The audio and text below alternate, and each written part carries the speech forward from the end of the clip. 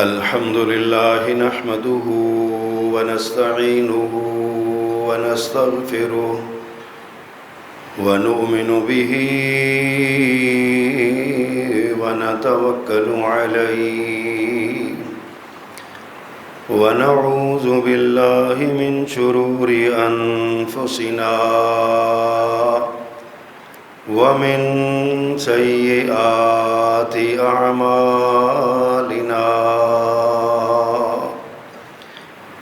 من يهده الله فلا مضل له ومن يضلله فلا هادي له وأشهد أن لا إله إلا الله وحده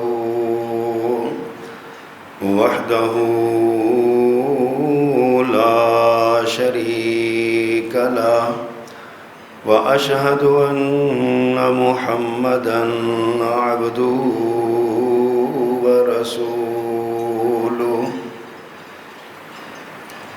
أما بعد فإن خير الحديث كتاب الله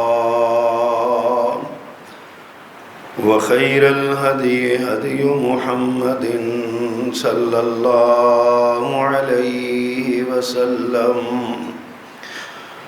وشر الأمور محدثاتها وكل محدثة بدعة وكل بدعة ضلالة وكل ضلالة في النار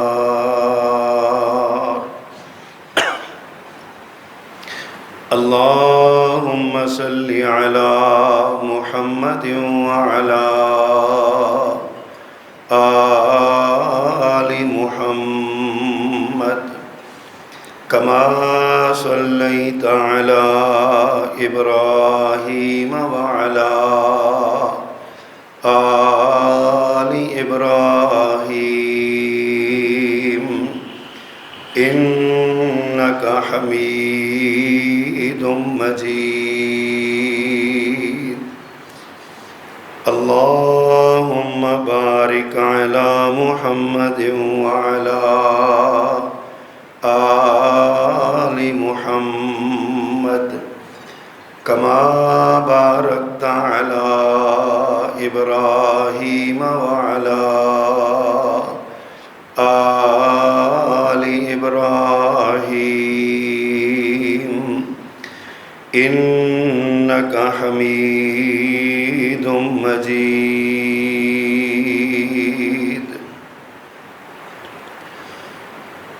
رب اشرح لي صدري ويسر لي أمري واحلل عقدة من لساني يفقهوا قولي اللهم انفعنا بما علمتنا وعلمنا ما ينفعنا وزدنا علما أما بعد فأعوذ بالله السميع العليم وبوجهه الكريم وسلطانه القديم من الشيطان الرجيم من همزه ونفخه ونفثه بسم الله الرحمن الرحيم يريدون أن يطفئوا نور الله بأفواههم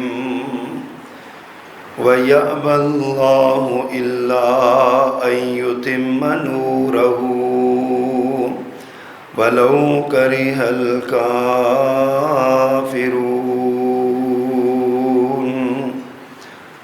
هو الذي أرسل رسوله بالهدى ودين الحق ليظهره على الدين كله ولو كره المشركون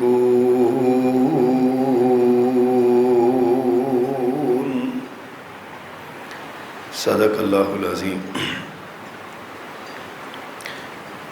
ہر قسم کی حمد و ثنا، تعریف و تسبیح، تکبیر و تحلیل، بڑائی، بزرگی، کبریائی کے سارے کلمات اللہ جل جلالہ کے لیے خاص ہیں، جو اکیلا ہی اس ساری کائنات کا بلا شرکت غیر یکتا و تنہا مالک و مختار ہے۔ اور درود و سلام امام الرسل، خطیب الانبیاء، سید ولد آدم، رسول محتشم، نبی معظم، امام الہدیٰ، رسول خدا، جناب محمد الرسول اللہ صلی اللہ علیہ وآلہ وصحبہ وسلم کی ذات گرامی کے لیے مختصر کلمات حمد و صلوات کے بعد انسان پر اللہ کی جتنی بھی نعمتیں ہیں وہ ساری کی ساری نعمتیں عظیم ترین ہیں، لیکن ان ساری نعمتوں سے بڑی نعمت دین حق کی، دین اسلام کی نعمت ہے۔ اسلام وہ عظیم چیز ہے جس کے ذریعے انسان کفر، شرک اور گمراہی کے اندھیروں سے نکل آتا ہے اور وہ ایک نور میں آ جاتا ہے، ایک روشنی میں آ جاتا ہے۔ ایسا نور جو اس کی زندگی کو سنوار دیتا ہے، جو اس کو اللہ سبحانہ و تعالیٰ کے رستے پر چلا دیتا ہے، جو اسے اللہ کی طرف پہنچا دیتا ہے۔ اللہ نے فرمایا أَوَمَنْ كَانَ مَيْتًا فَأَحْيَيْنَاهُ وَجَعَلْنَا لَهُ نُورًا يَمْشِي بِهِ فِي النَّاسِ كَمَنْ مَثَلُهُ فِي الظُّلُمَاتِ لَيْسَ بِخَارِجٍ مِّنْهَا۔ فرمایا کیا وہ شخص جو مردہ تھا ہم نے اسے زندہ کیا اور اس کے لیے ایک نور بنایا جس کے ساتھ وہ لوگوں میں چلتا پھرتا ہے، کمم مثلہ، اس کی مثال اس شخص جیسی ہو سکتی ہے، فی الظلمات، جو اندھیروں میں ہے، لیس بخارج منہا، اور وہ اس سے نکلنے والا نہیں ہے۔ یعنی ایک آدمی نور میں ہے، روشنی میں ہے، اور اس کے مقابلے میں ایک شخص تاریکی میں ہے، اندھیرے میں ہے، تو کیا یہ دونوں برابر ہو سکتے ہیں؟ بھلا جو روشنی میں ہے وہ زندہ ہے، جو ظلمت اور جہالت کی گھٹا ٹوپ تاریکیوں میں ہے وہ مردے کی طرح ہے۔ گویا اسلام پیغام زندگی ہے، اسلام نور کا راستہ ہے، اسلام کامیابی کا راستہ ہے، اور شرک اور کفر اور گمراہی یہ تاریکی ہے جو انسان کی روحانی موت کا سبب بنتی ہے۔ پھر اسلام کا اعزاز یہ ہے کہ آدم علیہ السلام سے لے کر محمد الرسول اللہ صلی اللہ علیہ وسلم تک جتنے بھی انبیاء آئے سب کا اصل دین اسلام تھا، اور قیامت تک کے باقی ماندہ انسانوں کے لیے بھی نجات اور ترقی اور کامیابی کا راستہ اسلام ہی ہے۔ اسلام کو اللہ نے یہ اعزاز دیا کہ اللہ نے اس کے بارے میں فرمایا ان الدین عند اللہ الاسلام، اللہ کے ہاں اگر کوئی حقیقی دین ہے، ضابطۂ زندگی ہے، دستور کائنات ہے، تو وہ اسلام ہے۔ اسی صورت میں تھوڑا آگے جا کے فرمایا وَمَن يَبْتَغِي غَيْرَ الْإِسْلَامِ دِينًا فَلَن يُقْبَلَ مِنْهُ، جو اسلام کے سوا کوئی اور دستور تلاش کرے گا، زندگی گزارنے کا ضابطہ تلاش کرے گا، فَلَن يُقْبَلَ مِنْهُ، تو اس غیر اسلام دستور کے تحت کیا ہوا اس کا کوئی بھی عمل قابل قبول نہیں ہوگا۔ فَلَن يُقْبَلَ مِنْهُ، اس سے قبول نہیں کیا جائے گا اس کا وہ دین جو اس نے اللہ کے بھیجے ہوئے دین کو چھوڑ کر کوئی دین اپنا رکھا ہے۔ یہ اسلام کا اعزاز ہے، اور یہ بھی اسلام کا اعزاز ہے وَاللَّهُ مُتِمُّ نُورِهِ، اللہ اپنے اس نور کو جو اسلام کی صورت میں ہے اللہ اس کو پورا کرے گا۔ اور فرمایا لِيُظْهِرَهُ عَلَى الدِّينِ كُلِّهِ، یہ دین آیا ہی اس لیے ہے تاکہ سارے ادیان پر غالب آ جائے۔ آغاز خطبہ میں جو 2 آیات میں نے پڑھی ہیں اس میں اللہ تعالیٰ نے اسلام کے دشمنوں کا ایک طرز عمل نقل کیا ہے، فرد جرم ان پر لگائی ہے اور اپنا فیصلہ سنایا ہے۔ فرمایا یریدون لیطفئوا نور اللہ، یا فرمایا یریدون ان یطفئوا نور اللہ بافواہہم، یہ لوگ چاہتے ہیں کہ اللہ کے اس نور کو اپنی منہ کی پھونکوں سے بجھا دیں۔ وَيَأْبَى اللَّهُ إِلَّا أَن يُتِمَّ نُورَهُ، مگر اللہ ان کی اس کسی بھی جد و جہد کا انکار کرتا ہے، اللہ اس نور کو پورا کر کے دکھائے گا۔ اللہ اپنے اس نور کو یعنی اس اسلام کو غالب کیے بغیر اللہ کسی کی جد و جہد کو قبول نہیں کرتا، انکار کرتا ہے ان کی کوشش کا کہ کوئی اسلام کو دبا لے گا۔ بَلَوْ كَرِهَ الْكَافِرُونَ، فرمایا جائے کافروں کو برا لگے، کافروں کو یہ بات ناپسند ہو، نہ ماننے والوں کے لیے یہ موت کا پیغام ہو، لیکن اللہ اپنے اس نور کو بجھنے نہیں دے گا۔ فرمایا هُوَ الَّذِي أَرْسَلَ رَسُولَهُ بِالْهُدَى وَدِينِ الْحَقِّ، اللہ وہ ذات ہے جس نے اپنے رسول کو بھیجا ہدایت اور دین حق کے ساتھ، یعنی اسلام کے ساتھ، لِيُظْهِرَهُ عَلَى الدِّينِ كُلِّهِ، تاکہ وہ باقی سارے ادیان پر غالب آ جائے۔ گویا کہ یہ دین اسلام آیا ہی اس لیے ہے کہ سارے ادیان پر اس نے غالب آنا ہے۔ تاریخ کے تناظر میں ہم دیکھتے ہیں کہ ایک موقع ایسا آیا تھا جب ساری دنیا پر اسلام ہی اسلام تھا، لوگ اسلام کو مانتے تھے یا نہیں مانتے تھے، لیکن اسلام ان پر غالب تھا اور وہ اسلام کی غلبے کو تسلیم کرتے تھے۔ کفار جو جزیہ دیتے تھے، ٹیکس دیتے تھے، یہ اصل میں اسلام کے غلبے کی دلیل تھی، اور اسلامی تہذیب کو وہ اپناتے تھے۔ جس طرح آج ہمارے یہاں انگریزی تہذیب ہمیں بہت اچھی لگتی ہے، انگریزی زبان اچھی لگتی ہے، انگریزی لباس اچھا لگتا ہے، انگریزی کلچر اچھا لگتا ہے، انگریزی میوزک پسند ہے، انگریزی گانے پسند ہیں۔ اسی طرح کبھی اس روئے ارضی پر ایسا وقت بھی گزرا ہے کہ جب یہ سارے یہود و نصارہ اسلامی تہذیب کو، اسلامی لباس کو، اسلامی کلچر کو اپنانے پہ فخر کرتے تھے۔ یہود و نصارہ کی خواتین اسلام کا لباس پہنتی تھی، وہاں کے مسلمان مردوں کا لباس، نوجوانوں کا لباس پہنتے تھے۔ مسلمانوں، جس طرح آج ہم آکسفورڈ میں یا دیگر یونیورسٹیوں میں مسلمان پڑھنے جاتے ہیں، کبھی بغداد کی یونیورسٹیوں میں لوگ اسلام تعلیم حاصل کرنے کے لیے آیا کرتے تھے۔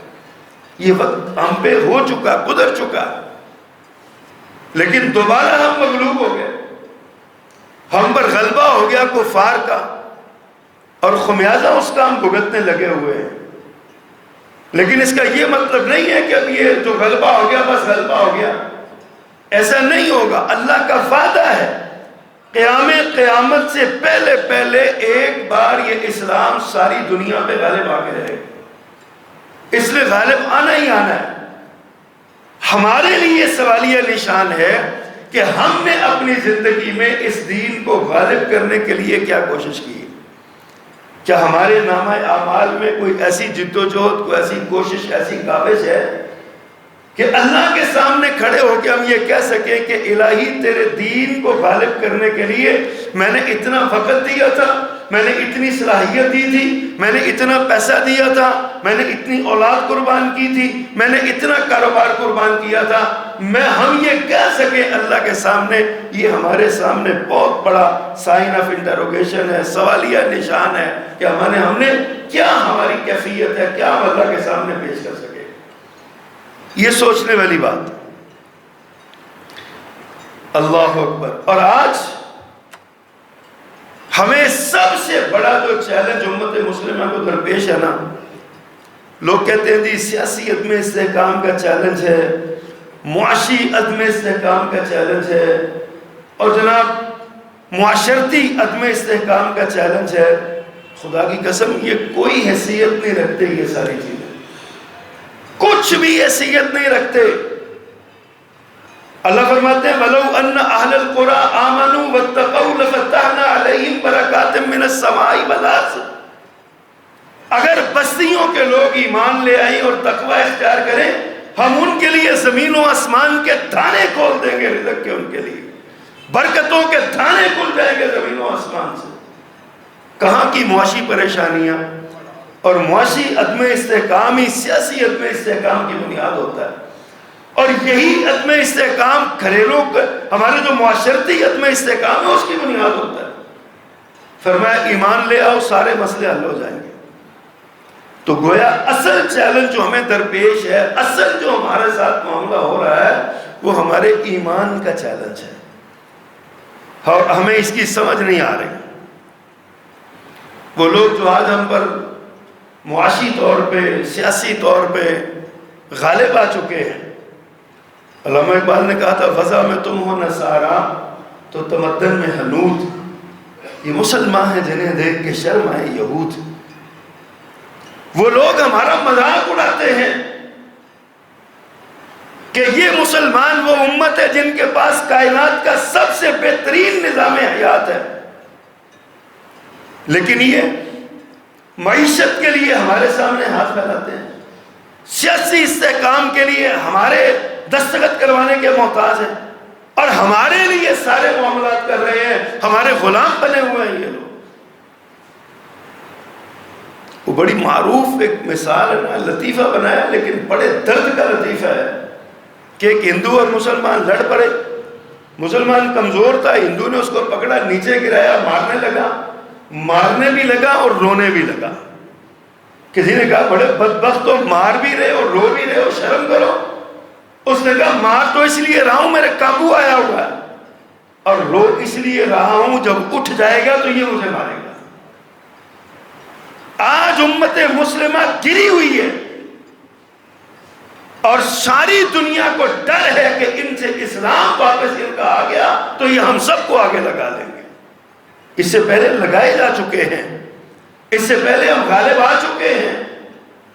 اب اندازہ کیجئے کہاں مدینہ منورہ اور کہاں فلسطین بیت المقدس، امیر المومنین 22.5 لاکھ مربع میل کا حکمران تنہا نکلتا ہے، ایک غلام ہے اور ایک خود اونٹ پہ سوار ہو کے بیت المقدس کی چابیاں لینے کے لیے جا رہے ہیں۔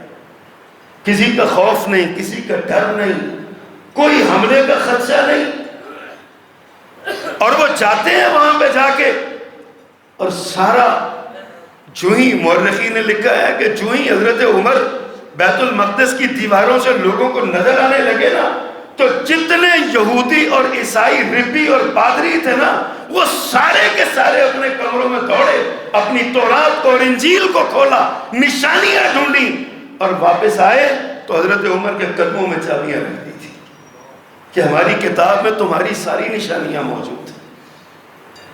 سیماہم فی وجوہہم من اثر السجود، قرآن نے یہ ذکر کیا ہوا ہے کہ ان کا ذکر تورات میں اور انجیل میں، اور ان کے چہروں سے سجدوں کے نشان پیشانیوں سے نظر آ رہے ہیں۔ ان کو پتہ ہے کہ مسلمان اٹھ گئے تو ہمیں ماریں گے،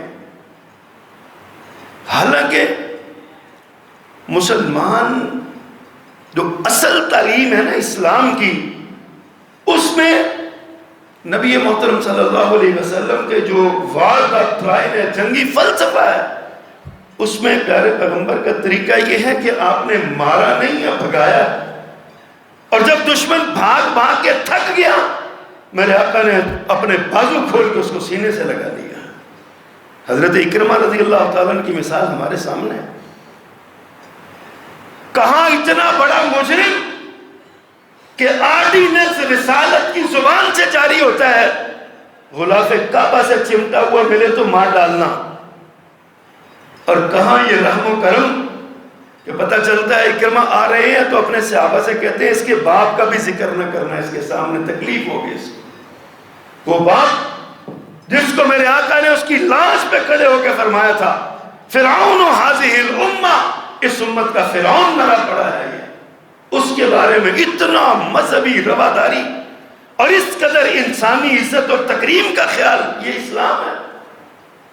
اور جب اکرمہ سامنے آتے ہیں جن کو قتل کا حکم دیا ہوا تھا، سامنے آتے ہیں تو میرے آقا آگے قدم بڑھا کے کہتے ہیں مرحبا بالراکب المہاجر، مسافر مہاجر بھائی کے لیے اہلاً سہلاً مرحبا۔ ایویں ہی لوگوں نے تصور کیا ہوا کہ اسلام آ گیا تو تشدد آئے گا، اسلام آ گیا تو مار پیٹ آئے گی، اسلام آ گیا تو یہ ہوگا وہ ہوگا۔ اسلام جیسا رحم دل دین اس دنیا میں کوئی ہے تو دکھائے تو صحیح۔ اسلام جیسا رواداری کا مذہب، لیکن اصل بات یہ ہے کہ اسلام کے مقابلے میں دلیل نہیں ہے کسی کے پاس، اور جب دلیل نہیں نہ ہوتی پھر تذلیل کی جاتی ہے، پھر گالی دی جاتی ہے۔ اسلام چند سال پہلے ایک پادری تھا ٹیری جونز، اس نے کہا جی میں قرآن کو عدالت میں کھڑا کروں گا، قرآن پہ مقدمہ چلاؤں گا۔ ہم نے اس وقت بھی کہا تھا قرآن تو 1400 سال سے کٹہرے ہوئے ہیں، قرآن تو خود کہتا ہے کہ لاؤ مجھ پہ اعتراض کرو، اعتراض کرنے والوں میرے جیسی ایک آیت بنا کے دکھا دو۔ قرآن تو 1400 سال سے خود کٹہرے میں کھڑا ہوا ہے، تم نے کیا کٹہرے میں کھڑا کرنا؟ دلیل نہیں ہے، جواب نہیں ہے، اسلامی تعلیمات کا مقابلہ نہیں ہے، اسلام کے پیغام کا مقابلہ اور جوڑ نہیں ہے۔ اب کیا کہتے ہیں؟ جب مقابلہ نہیں ہے تو پھر گالی دیتے ہیں، میرے نبی جیسی سیرت کسی کی نہیں ہے، تو پھر آپ کے معاذ اللہ کارٹون بناتے ہیں، آپ کے خاکے چھاپتے ہیں، اسلام کو تشدد اور دہشت گردی کا مذہب کہتے ہیں۔ سبب کیا ہے؟ دلیل نہیں ہے۔ اور پھر مزے کی بات یہ ہے قرآن نے بھی نا اخیر کر دی ہے۔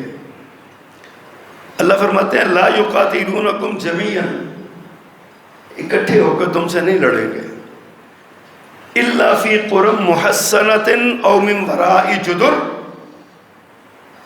یا تو کسی قلعوں میں چھپ کے حملہ کریں گے یا دیواروں کی اوٹ میں بیٹھیں گے، سامنے آ کے نہیں کریں گے۔ اور آج آپ دیکھیں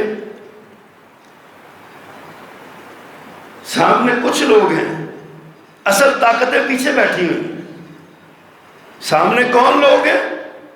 جنہوں نے اسلام کا لبادہ اڑا ہوا ہے، نام مسلمانوں والے، خاندان مسلمانوں کا، لیکن ان کی دماغ میں اسلام کے خلاف گندگی بھرتے ہیں اور ان سے کہتے ہیں کہ تم مسلمانوں پہ اعتراض کرو۔ مستشرقین وہ جو ہیں کافر یہودی عیسائی اور دیگر مذاہب کے لوگ، ان کو مسلمان اسلام، ان کو اسلامیات پڑھائی جاتی ہے اس لیے کہ تاکہ وہ اسلام پر اعتراض کر سکے۔ فرمایا لا یقاتلونکم جمیعا الا فی قرى محصنۃ او من وراء جدر، دیواروں کے پیچھے بیٹھ کے حملے کریں گے، قلعوں میں چھپ کے حملے کریں گے، سامنے آ کے حملہ نہیں کریں گے، اسلام کا مقابلہ دلیل کے میدان میں نہیں کر سکیں گے۔ گالی دینا تو کوئی بہادری نہیں، گالی دیتا ہی وہ ہے جو کمزور ہوتا ہے۔ ہمارے عام یہاں پنجابی معاشرے کی مثال ہے یہ کہ چودھری کسی غریب آدمی کو مارے نا، تھپڑ مارے، غریب کمزور آدمی کیا کر سکتا ہے؟ وہ زیادہ زیادہ پلٹ کے اسے گالی دے دیتا ہے، اور چودھری مر جاتا ہے اس بات پہ کہ مجھے غریب آدمی، چودھری غیرت والا ہونا تو غریب آدمی کی گالی سے مر جاتا ہے۔ اس نے کمزور پہ ہاتھ اٹھایا، ڈنڈا اٹھایا، کیوں؟ اس بیچارے کے پاس اب طاقت نہیں ہے، دلیل نہیں ہے اس کے پاس، جواب میں وہ گالی دے گا۔ یہ جتنے چودھری بنے ہوئے ہیں نا، یہ سارے کے سارے، یہ اسلام کے مقابلے میں ان کے پاس کچھ نہیں ہے، نہ تہذیب ہے، نہ تاریخ ہے، نہ تعلیم ہے، نہ تربیت ہے، اسلام کے مقابلے میں کچھ نہیں ہے، جواب میں گالی دیتے ہیں اسلام کو، اور سمجھتے ہیں کہ ہم بہت بڑا معاملہ کرتے ہیں، جبکہ اسلام ایک وسیع الصرف دین ہے۔ اسلام کا اعلان ہے کہ یہود و نصارہ باطل ہیں، غلط ہیں، جھوٹے ہیں، لیکن اس کے باوجود اسلام اپنے معاشروں میں یہودیوں اور عیسائیوں کو جینے کا حق دیتا ہے، رہنے کا حق دیتا ہے۔ اسلام ہے نا، کہتا ہے بس تم نے ہمارے مالی معاملات میں، دفاعی معاملات میں، معاشی معاملات میں، ہمارے تبلیغی معاملات میں انٹرفیرنس نہیں کرنی، تمہارا اس میں ہم دخل نہیں ہونا چاہیے، اپنی زندگی جیو تم، ہمیں کیا اعتراض ہے؟ یہ اسلام کی عظمت، اس قدر وسیع المشرب ہے یہ دین، اور ہمیشہ خیر خائی کا دین۔ اسلام کا بدترین دشمن ہے سمامہ بن اسال رضی اللہ تعالیٰ عنہ، گرفتار ہو کے آتے ہیں، میرے آقا کے سامنے بیٹھتے ہیں، آقا فرماتے ہیں سمامہ ایک نظر تو اٹھا کے دیکھو، میرے چہرے کو تو دیکھو۔ کہتا ہے نعوذ باللہ نعوذ باللہ، تیرے چہرے سے برا چہرہ ہی نہیں ہے، دیکھنے کو جی نہیں چاہتا۔ یقین جانیے کو ہوتا کو ہمارے جیسا تو تلوار پکڑتا اور گردن اڑا دیتا۔ سونا نبی مسکرا پڑے، فرمائے انہوں نے مسیحیں باندھ دو، اس کو یہاں پہ باندھ دو، یہ آتے جاتوں کو دیکھے، مسلمانوں کو دیکھے، ملتے ہوئے دیکھے، مسلمانوں کے کلچر اور تہذیب کا مشاہدہ کرے، مسلمانوں کی عبادت کا مشاہدہ کرے۔ مسجد کے ستون سے باندھ دیا، کھانا میرے نبی کے گھر سے آتا تھا۔ سمامہ کہتا ہے آپ کے چہرے سے نعوذ باللہ برا چہرہ کوئی نہیں، آپ کے شہر سے برا شہر کوئی نہیں، آپ کی مسجد سے بری جگہ کوئی نہیں، لہذا میں نہیں مانتا۔ میرے آقا گزرتے ہیں، جاتے ہوئے شام کو پوچھتے ہیں سمامہ کیا حال ہے؟ سمامہ ایک ہی بات کہتے ہیں، ان تقتل ذات من، اگر تو قتل کرے گا تو میں قتل ہونے کا مستحق ہوں، میں نے تم پہ زیادتی کی ہے، لیکن اگر معاف کرے گا تو سردار ہوں، میں چھوڑوں گا نہیں، تمہارا بدلہ دوں گا، تمہاری خیر خیر، تمہارا یہ خیر خیر میرے آقا کی ہے، پکڑا ہوا ہے، باندھا ہوا ہے، روز آپ اس سے گالیاں سنتے ہیں، باز ہی نہیں آتا۔ اب سوچتا ہے کہ مار تو اس نے مجھے دینا ہے تو میں اپنا غصہ تو نکال لوں، لیکن جانتا نہیں تھا آگے بھی رحمت للعالمین ہے۔ میرے آقا نے سکھایا ہی رحم دلی ہے، یہ اسلام کی تعلیم۔ تیسرے دن میرے آقا نے پوچھا سمامہ دیکھو تو صحیح، ارے ایک بار تو نظر اٹھا کے دیکھو، وہی جواب دیا۔ آپ فرماتے ہیں میرے صحابیوں سمامہ کی مشکیں کھول لو، سمامہ جاؤ تم آزاد ہو، چلے جاؤ اپنے علاقے میں چلے جاؤ۔ یمامہ کا گورنر، اپنے قبیلے کا سردار، جنگی مجرم، جنگی مہم میں قید کیا گیا، اور نبی کریم صلی اللہ علیہ وسلم سے انتہا درجے کی بد اخلاقی کا مظاہرہ کرنے والا۔ آقا نے فرمایا اس کو چھوڑ دو، آزاد کر دو۔ جب میرے آقا نے فرمایا نا آزاد کر دو تو ایک بار گڑبڑا کے نا ایسے ہلا اور نظر میرے نبی کے چہرے پہ جا پڑی، بس وہ ایک نظر دل کی کایا پلٹ گئی۔ میرے نبی کا چہرہ تھا، وہ چہرہ دیکھنے والے کہتے تھے اللہ کی قسم یہ کسی جھوٹے کا چہرہ ہو ہی نہیں سکتا، یہ جھوٹے کا چہرہ نہیں ہو سکتا۔ سمامہ نے ایک نظر ڈالی، میرے آقا نے چھوڑ دیا، باہر کو چلا گیا۔ خود کہتے ہیں قدم میرے آگے کو اٹھ رہے تھے، دل میرا پیچھے کو آ رہا تھا۔ تھوڑی دور گئے، وہاں سے غسل کر کے واپس آ گئے، میرے آقا مسجد نبی میں بیٹھے ہوئے ہیں، نگاہ اٹھا کے دیکھا تو سمامہ کھڑا ہے۔ پوچھا سمامہ کیسے آنا ہوا؟ میں نے تو تمہیں چھوڑ دیا تھا، چلے جاتے، چلے کیوں نہیں گئے؟ سمامہ کہتے ہیں اللہ کے پیغمبر گرفتاری اب کیا، کلمہ پڑھائیے مسلمان ہوتا ہوں۔ اسلام کی تعلیم تو یہ ہے، اسلام کا ظرف تو یہ ہے، اسلام کی وسعت اور توسع تو یہ ہے۔ آج تم اسلام پر الزام لگاتے ہو، اسلام پر بات کرتے ہو۔ اسلام سے بڑا رواداری کا مذہب، وسعت اور انسانیت کے لیے خیر خواہی کا مذہب کون سا ہو سکتا ہے؟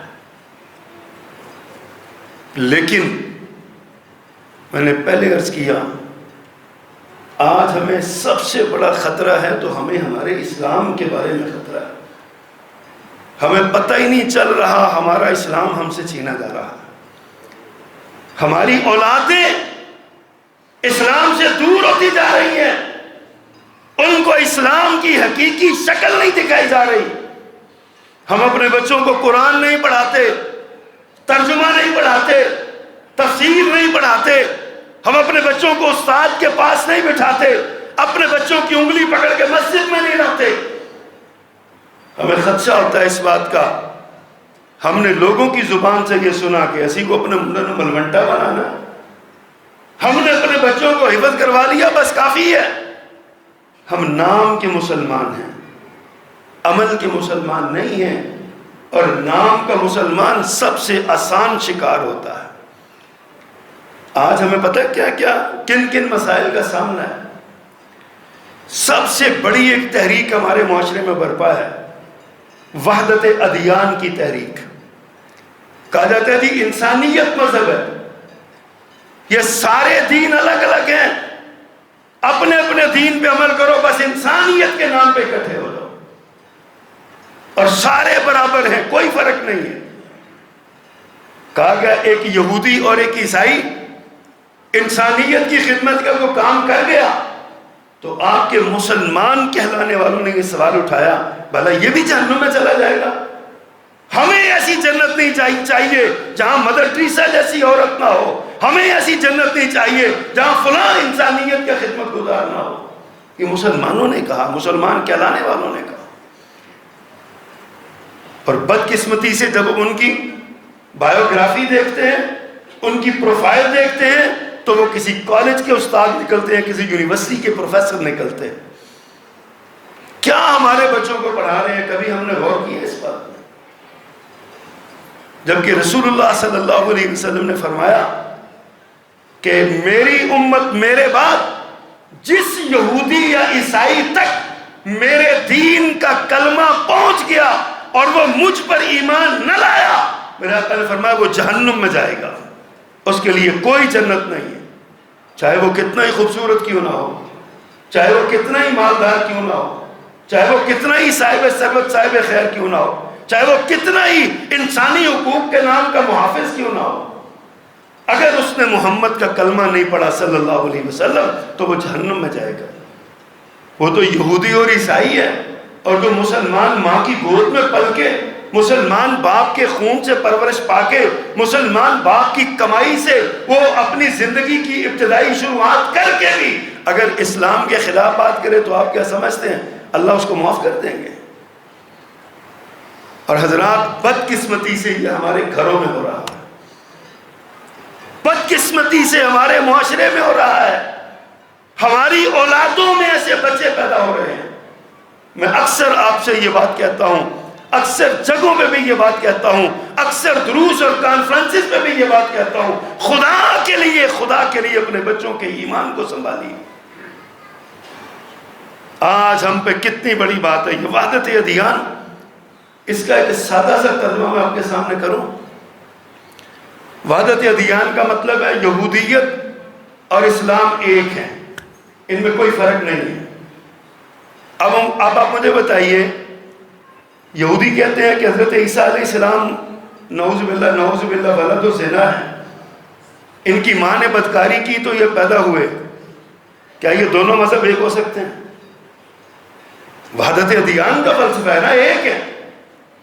یہودی کہتے ہیں حضرت مریم علیہ السلام معاذ اللہ بدکار عورت تھی، کیا کوئی مسلمان اس کا تصور کر سکتا ہے؟ کیا کوئی مسلمان یہ سوچ بھی سکتا ہے اس بارے میں؟ سوچنے سے بھی ایمان کو خطرہ لاحق ہوتا ہے، اور اپنی زبان سے یقین کرنے پہ بندہ دائرہ اسلام سے خارج ہو جاتا ہے۔ جس کی طہارت اور پاکیزگی اور صفائی قرآن بیان کرے، اور تم کہو وحدت ادیان یہودی اور یہودیت اور اسلام ایک ہے، کیسے ہو سکتا ہے؟ کہتے ہیں عیسائیت اور اسلام ایک ہے۔ عیسائی کہتے ہیں عیسیٰ اللہ کا بیٹا ہے، مسلمانوں مان لو گے؟ قرآن کہتے ہیں قل هو اللہ احد اللہ الصمد لم یلد ولم یولد ولم یکن لہ کفوا احد۔ عیسائی کہتے ہیں عیسیٰ تین میں تیسرا ہے۔ عقیدہ توحید چھین لیا جائے گا وحدت ادیان کے نام پر، اسلام ضبط کر لیا جائے گا وحدت ادیان کے نام پر۔ کیا آپ قبول کر لو گے اس کو؟ اللہ اکبر۔ وحدت ادیان کیا ہے؟ جو ملحد ہے نا وہ بھی ہمارے برابر ہے، جو اللہ کو مانتا ہے جو اللہ کو نہیں مانتا دونوں برابر ہیں۔ یہ وحدت ادیان۔ الہاد ایک دین ہے، الہاد ایتھزم جس کو کہتے ہیں، یہ ایک دین ہے۔ کیا آپ اس کو مان لو گے کہ اللہ نہیں ہے؟ وہ کہتا ہے اللہ ہے ہی نہیں۔ کیا آپ اس کو مان لو گے کہ بندہ انسان پہلے بندر تھا، انسان تھا ہی نہیں، بندر سے ارتقا کر کے یہ جو ہے نا وہ انسان بنا؟ کیا مان لو گے اس بات کو؟ ہمارے اسکولوں اور کالجوں میں یہ نظریہ پڑھایا جا رہا ہے۔ اور اس کے بعد اللہ اکبر، اسلام کے مخالفین جو کام کرتے ہیں نا بڑا باریک واردات ڈالتے ہیں جس کی ہمیں سمجھ نہیں آتی۔ ہمارے سادہ لوگ مسلمان کلمہ پڑھنے والے سادہ صاحب جیسی کلمہ پڑھے ایسی مسلمان بس اتنا کو ساڈا اسلام۔ حضرات اسلام کے بارے میں سینسٹیو ہو جائیے، حساسیت دکھائیے۔ اسلام وہ ہے جو اللہ نے جبریل کے ذریعے محمد پہ اتارا صلی اللہ علیہ وسلم، اور رسول کریم صلی اللہ علیہ وسلم نے اپنے صحابہ کے ذریعے ساری امت تک پہنچایا۔ اب اسلام کے دشمن کیا کرتے ہیں؟ صحابہ کو درمیان میں سے نکال دیتے ہیں اور آڑ لیتے ہیں اخوانوادہ رسول صلی اللہ علیہ وسلم، اہل بیت کی۔ ہم اہل بیت کے محب ہیں، اور اہل بیت کا محب ہونے کے لیے رسول اللہ صلی اللہ علیہ وسلم اور آپ کے اصحاب کو گالی دینا ضروری ہے۔ جو ابو بکر کو گالی نہیں دے گا وہ محب اہل بیت نہیں ہوگا، جو عمر کو گالی نہیں دے گا محب اہل بیت نہیں ہوگا، جو عثمان کو گالی نہیں دے گا محب اہل بیت نہیں ہوگا۔ یہ نظریہ ہمارے دماغوں میں انڈیلا جا رہا ہے، یہ گندا عقیدہ ہمیں پڑھایا جا رہا ہے، اور ہم نے پڑھا ہوا ہے۔ ہم بھول جاتے ہیں کہ ابو بکر صدیق صحابی رسول ہی نہیں ہے، خسر رسول بھی ہے، میرے پیغمبر کے سسر ہیں۔ حضرت عمر میرے پیغمبر کے سسر ہیں، حضرت عثمان میرے نبی کے دوہرے داماد ہیں۔ ہم یہ سارا بھول جاتے ہیں۔ حضرت عثمان کو دامادی سے نکالنے کے لیے بیٹیوں پہ انکار کر دیا گیا، کہا بیٹی ایک ہی ہے صرف، بیٹیاں باقی ہے ہی نہیں، اور ہم نے اس کو مان لیا۔ ہم نے کہا ہو سکتا ہے صحیح کہتے ہیں۔ حوالہ کیا ہے؟ تاریخ کی کتابیں۔ قرآن کہتا ہے کہ بناتن کا لفظ قرآن بولتا ہے، اور یہ بناتن جمع کا صیغہ ہے، 3 سے زیادہ پر بولا جاتا ہے، 3 یا 3 سے زیادہ پر۔ میرے آقا کی 4 بیٹیاں ہیں، قرآن کا انکار کیا گیا ایک بیٹی کا کہہ کے۔ ہم نے مان لیا، ہم نے اس کو مان لیا۔ اہل بیت کا نام لیا گیا، حضرت علی اہل بیت سے چچا کے بیٹے تھے۔ حضرت عبداللہ بن عباس کو کیوں نہیں مانتے؟ وہ چچا کے بیٹے نہیں تھے، وہ اہل بیت میں سے نہیں تھے۔ حضرت عباس رضی اللہ تعالی عنہ میرے نبی کے محبوب چچا، جن کو آپ اپنے باپ جیسا مقام دیتے تھے، ان کی خاندان کو اہل بیت سے نکال دیا. اور آج بدقسمتی سے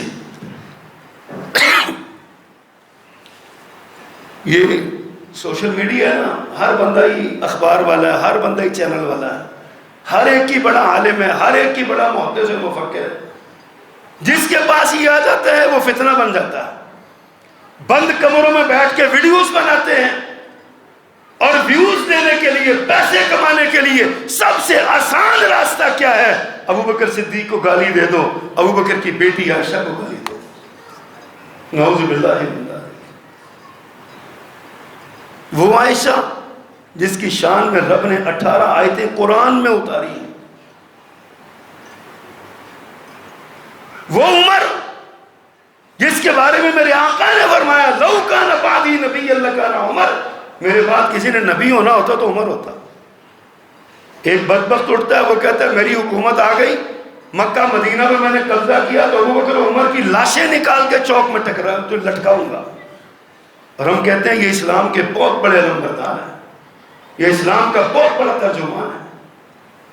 یہ بھی وحدت ادیان کے فلسفے کے تحت کام ہو رہا ہے. جس کا جو جی چاہتا ہے کہتا رہے، کوئی روکنے والا نہ ہو. اور بدقسمتی سے حضرت عثمان رضی اللہ تعالیٰ عنہ جیسی شخصیت، جس کے بارے میں میرے آقا نے فرمایا تھا میری اور بیٹیاں بھی ہوتی تو ساری تیرے نکاح میں دے دیتے تھے.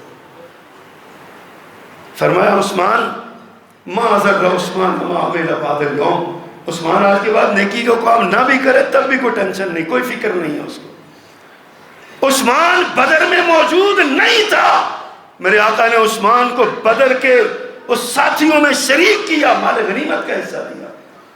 عثمان صلح حدیبیہ میں شریک نہیں تھا، میرے آقا نے اپنے بائیں ہاتھ کو عثمان کا ہاتھ قرار دے کے دائیں ہاتھ پہ بیعت کر لی.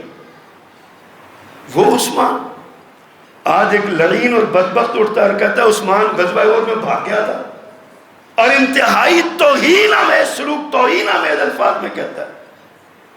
جنگ کا میدان تھا، حالات بگڑ گئے، پتہ نہیں چلا، بے چینی میں کو دائیں بائیں کو بندہ ہو گیا تو اس کو بھاگنا کہتے ہیں. اور اگر بھاگ بھی گئے تو اللہ نے فرمایا وَلَقَدْ عَفَا عَنْهُمْ، عَفَا اللَّهُ عَنْهُمْ، اللہ نے ان کو معاف کر دیا ہے. اللہ کہتے ہیں میں نے معاف کر دیا، اور تم آج 1400 سال بعد کہتے ہو بھاگ گیا تھا. اللہ کی مانے یا تمہاری مانے؟ کس قدر توہین آمیز سلوک میرے نبی کے اصحاب سے کیا جاتا ہے. لقد رضی اللہ عن المؤمنین، اللہ نے فرمایا اللہ مومنوں سے راضی ہو گیا. وَلَقَدْ عَفَا اللَّهُ عَنْهُمْ وَلَقَدْ عَفَا عَنْكُمْ وَاللَّهُ ذُو فَضْلٍ عَلَى الْمُؤْمِنِينَ. یہ قرآن کہہ رہا ہے اللہ نے ان پر فضل کیا ہے، اللہ نے ان کو معاف کیا ہے، اللہ نے ان کو رضا کا سرٹیفکیٹ دیا ہے، اللہ ان پر راضی ہو چکا ہے. اور آج کا یہ بدبخت اور نام نہاد مسلمان اٹھ کے کہتا ہے کہ مجھے پتہ ہے، میری معلومات ہیں، وہ بھاگ گئے تھے. حضرت عبداللہ ابن عمر سے بھی ایک بدبخت نے یہی سوال کیا تھا، کوفے سے آیا تھا. اس نے کہا جی حضرت عثمان کے بارے میں بتائیں، کیا یہ صحیح ہے کہ حضرت عثمان بدر میں شریک نہیں تھے؟ حضرت کہتے ہیں ہاں بالکل صحیح ہے. حضرت کہا یہ بھی صحیح ہے کہ حضرت عثمان احد میں بھاگ گئے تھے؟ کہا بالکل صحیح ہے. کہا یہ بھی صحیح ہے کہ حضرت عثمان حدیبیہ میں موجود نہیں تھے؟ کہا بالکل صحیح ہے. اس نے کہا اللہ اکبر. فرمایا بیٹھ جاؤ. اللہ اکبر. میں بتاتا ہوں تمہیں اس کی حقیقت. تم جس ٹون سے بول رہے ہو مجھے پتہ ہے. سنو، بدر میں عثمان موجود نہیں تھے اس لیے کہ اللہ کے نبی نے حکماً منع کیا تھا. فرمایا عثمان گھر رہ کے اپنی بیوی میری بیٹی کی تیمارداری کرو، بیمار ہے اس کو سنبھالو، اور میں تمہیں بدر کے ساتھ اپنے ساتھ شریک رکھوں گا. اور میرے نبی نے بدر سے واپس آ کے مال غنیمت کا حصہ دیا تھا عثمان کو. عثمان موجود نہیں تھا تو عثمان کو حصہ ملا. اور غزوہ احد کی بات ہے تو اللہ نے فرمایا وَلَقَدْ عَفَا عَنْكُمْ وَلَقَدْ عَفَا اللَّهُ عَنْهُمْ، اللہ نے ان سب کو معاف کر دیا، جو بھی دائیں بائیں ہو گئے تھے سب کو معاف کر دیا. جب اللہ نے معاف کر دیا تو تو بھی معاف کر دے، تو ہی چھڑ دے. اور تیسری بات کہتے ہیں صلح حدیبیہ کے دن عقل کے اندھے، صلح حدیبیہ کو جو بیعت رضوان ہوئی تھی، بیعت رضوان ہوئی عثمان کے لیے تھی. تم کہتے ہو عثمان موجود، عثمان کے لیے ہی تو یہ 1400 صحابہ نے بیعت کی میرے نبی کے ہاتھ پہ، یہ مر جائیں گے، یہ عثمان کا بدلہ لے کے جائیں گے۔ وہ اتنی عظمتوں والا عثمان، اور ایک بدبخت اور لعین اٹھتا ہے، کبھی حضرت عثمان پہ اعتراض، کبھی حضرت صحابہ کرام ابو بکر و عمر پہ اعتراض، کبھی امہات المومنین پہ اعتراض، اور سب سے زیادہ مظلوم طبقہ صحابہ کرام میں سے خاندان بنو امیہ کا، حضرت امیر معاویہ پہ اعتراض، ان کے والد ابو سفیان پہ اعتراض، حضرت عثمان پہ بڑی بڑی کتابیں لکھ دی گئی اعتراضات کی۔ قصور کیا تھا؟ بنو امیہ وہ ہے جس نے ایران کو شکست دی، بنو امیہ وہ ہے جس نے کیسر کو، روم کو شکست دی، بنو امیہ کے سردار وہ ہیں جنہوں نے اسلام دنیا کے کونے کونے تک پہنچایا، اس لیے اسلام کے دشمنوں کو ان سے تکلیفیں پڑی۔